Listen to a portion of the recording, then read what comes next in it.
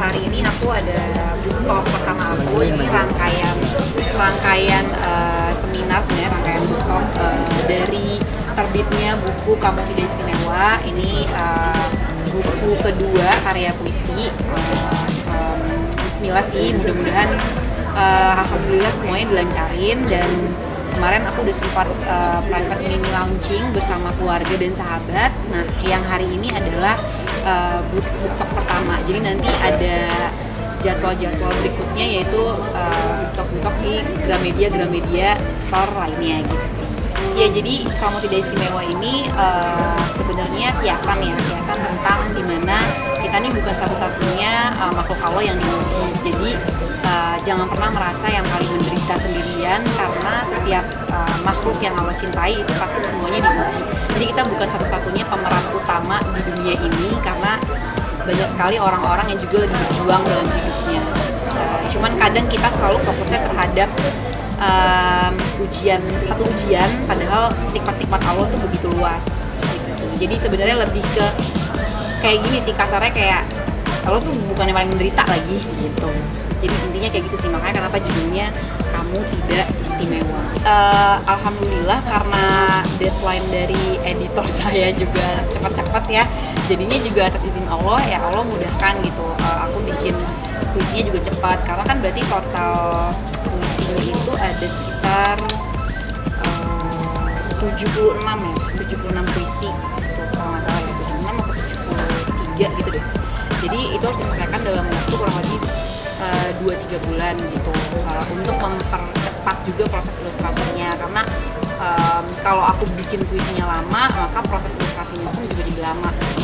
Jadi benar-benar harus disesuaikan dengan deadline gitu sih. Jadi sebenarnya kalau ngomongin inspirasi, ini tuh nggak mutlak atau murni tentang kehidupan aku ya, tapi lebih ke semua yang aku temuin gitu. Jadi ini bukan misalnya puisi A itu tentang aku, enggak, itu bisa jadi tentang orang yang bahkan aku nggak kenal. Bahkan aku dengan ketemu Mbak sekilas gini aja, atau ketemu sama teman-teman, itu bisa aku jadiin puisi gitu. Jadi buku aku ini bukan tentang aku, apalagi biografi, nggak sama sekali. Jadi bukan kisah hidup Natasha Rizky atau apapun itu, tapi benar-benar mengambil inspirasi dari orang-orang terdekat aku, orang-orang sekitar aku, bahkan anak-anak aku, bahkan orang-orang yang aku nggak kenal sekalipun.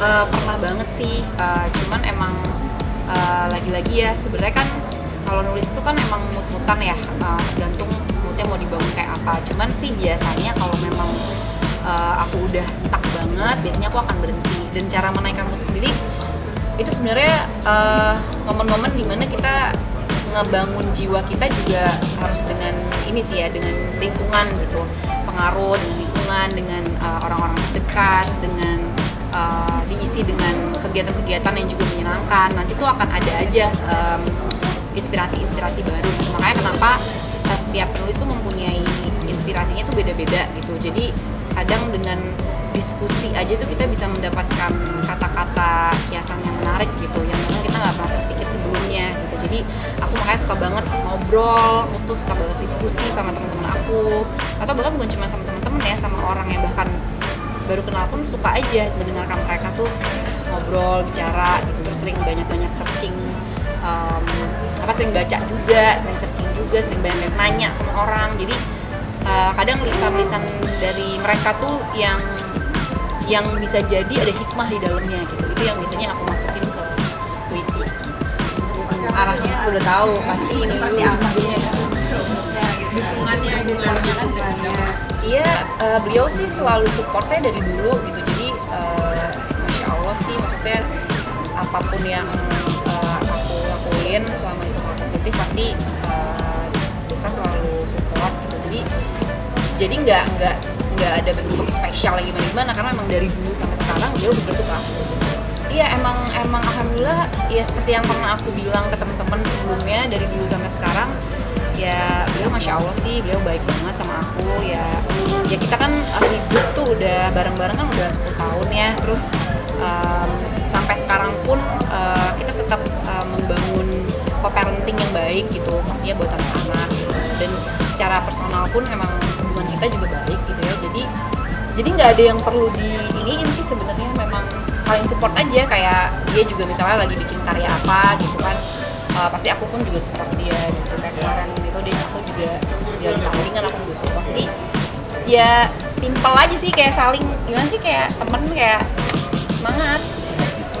Itu temen juga sih, ketemu sama anak-anak smash reuni aja sebenarnya, karena sempat ketemu di acara fashion, terus ketemu sama mereka gimana sih, kayak 12 tahun dulu sinetron gitu. Jadi kayak seru banget. Terus akhirnya kemarin pas banget ketemu juga di salah satu mall di Excel.